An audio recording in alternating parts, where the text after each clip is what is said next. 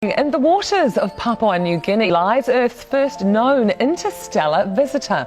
The meteorite first entered our atmosphere in 2014 before landing off the coast of Papua New Guinea's Manus Island, reaching speeds of more than 160,000 kilometres per hour. That's fast. The origins of the alien space rock have been confirmed to be from another solar system, making it the first of 3 interstellar objects on Earth. Harvard professor and astrophysicist Avi Loeb is now embarking on a mission to the Pacific to take a closer look and uncover more about life beyond Earth.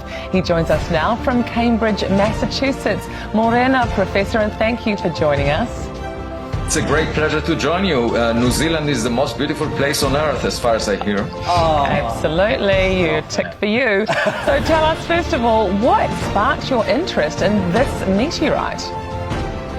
Well, it was discovered by satellites and sensors on the ground that the US uses to monitor objects entering the atmosphere for national security purposes. And the explosion of this object when it came near the lower atmosphere of the Earth implied that it's tougher than iron. In fact, it's tougher than all the space rocks we had seen before. And together with my student, we concluded that it came from outside the solar system. So why would the first object from outside the solar system ever discovered be so unusual?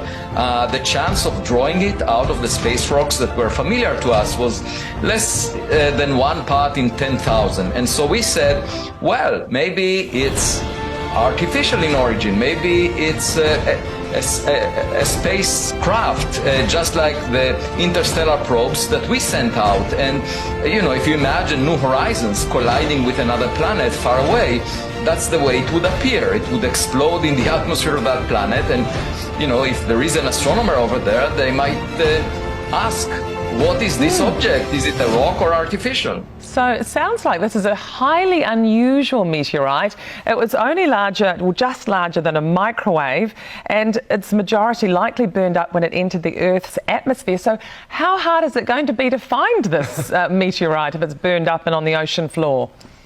Right, so the object exploded, released a few percent of the Hiroshima atomic bomb energy, and fragmented into small pieces. And what we are aiming at is to go to the place where the explosion took place and search for the fragments left over, because we want to examine them to figure out the composition of the object. We can tell the difference between a meteor made of iron and a meteor made of some artificial alloy like stainless steel. And that would tell us, of course, the second possibility will tell us that it was artificial in origin.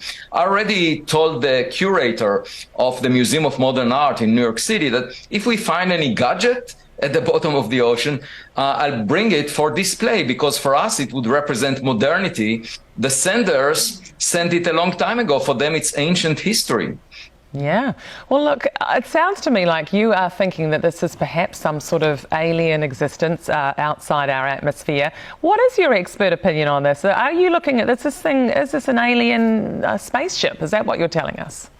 Well, for 70 years, we've been searching for radio signals, and that's just like waiting for a phone call. But there is another method to find evidence that other civilizations may have predated us, and that is to search our mailbox for any packages. Because, you know, they would survive over time, even if the senders are not around anymore. It's just like archaeology or searching for relics. And even if other civilizations existed billions of years ago, you know, their probes could have arrived here by now. And so it's a completely different search method. And only over the past decade, we were able to detect interstellar objects. And this is really the first one. So we are planning an expedition. We will use a sled and a magnet and scoop the ocean floor and find those fragments and figure out whether they were part of a spacecraft. This sounds all very exciting. We want you to report back to us immediately, please, with the answer of whether there are aliens and if this is an alien spaceship. Thank you very much for joining us today, Professor Avi Loeb. It's a great pleasure. We have a date once we figure out what this thing is.